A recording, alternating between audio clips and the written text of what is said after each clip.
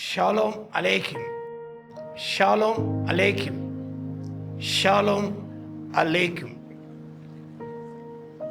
The topic for today is God will not cast out. God will not cast out.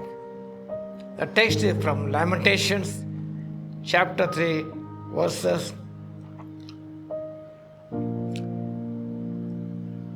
31 to 33.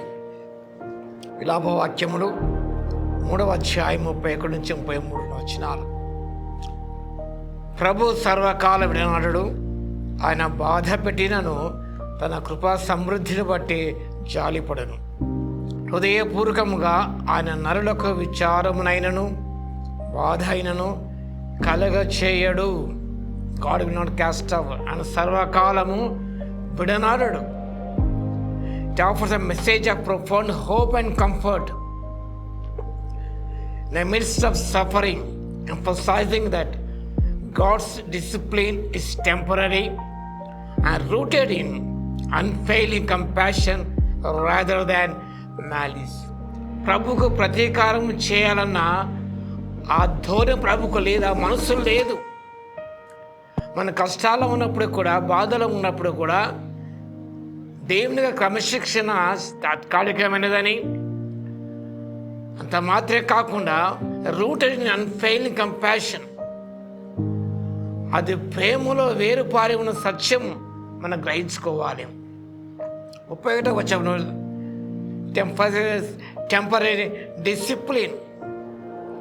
ఆయన బాధ పెట్టినను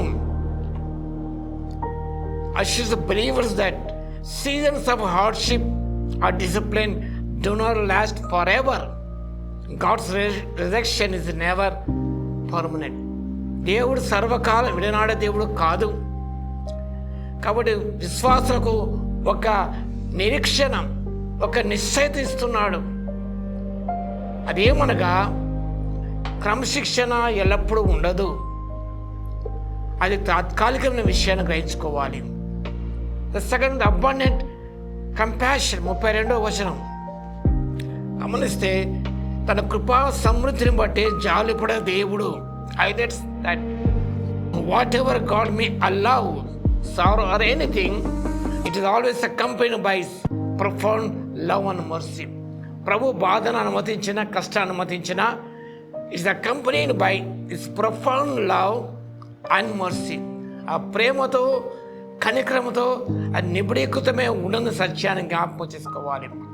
God's nature, 33వ వచనం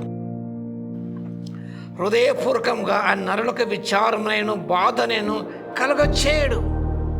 The powerful reminder that God do not willingly or from the heart take delight in afflictions of the people. ప్రజల యొక్క బాధల్లో సంతోషాన్ని పొందే దేవుడు కాదు. హృదయపూర్వకంగా కష్టాన్ని, బాధను కలిగించిన దేవుడు ఆయన. This God's nature. అంత మాత్రమే కాదు, suffering serves a redemptive purpose. అది రక్షణార్థమైనదని, విమోచనక ఉద్దేశం కలిగి ఉన్నదని సత్యాన్ని జ్ఞాపకం చేసుకోవాలి. కాబట్టి మన దేవుడు సర్వకాలం విడనాడడు, బాధ పెట్టిన కృపా సమృద్ధిపడి జాలిపడే దేవుడు. నీకు హృదయపూర్వకముగా బాధను కలిగించిన దేవుడు. ఎందుకనగా ఆయన కృపా సత్య సంపూర్ణుడైన ప్రేమగల దేవుడు. కాబట్టి ఆయన క్రమశిక్షణ తాత్కాలికమైనది, ఆయన సర్వకాల విడనాడడు. కాబట్టి ఇదంతా కూడా ఆయన విమోచన కార్యంలో ఒక భాగమున సత్యాన్ని జ్ఞాపకం చేసుకొని దేవుడు సర్వకాలం విడనాడు సత్యాన్ని జ్ఞాపకం చేసుకుంటూ దేవునికి స్తుతి స్తోత్రాలు మనం చెల్లిద్దాం. మహోన్నత యేసయ్య, మీకు వందనాలు, స్తుతి స్తోత్రాలునైనా.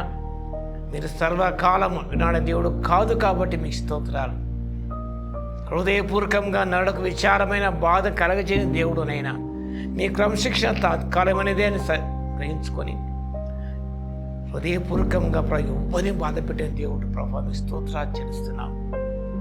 అదంతా కూడా విమోచన కార్యమున ఒక భాగమును గ్రహించుకొని మా తండ్రి మీ ప్రేమను అర్థం చేసుకో, ప్రేమించి సేవించి ప్రభువా మీ క్రమశిక్షణను అంగీకరించి మా తండ్రి దీవెన పొందే కృపను ఇవ్వగలని స్తోత్రాలు చెల్లిస్తూ మా ప్రభువును రక్షకుడైన యేసుక్రీస్తు పేరిట ప్రార్థించి వేడుకొచ్చున్నాము తండ్రి.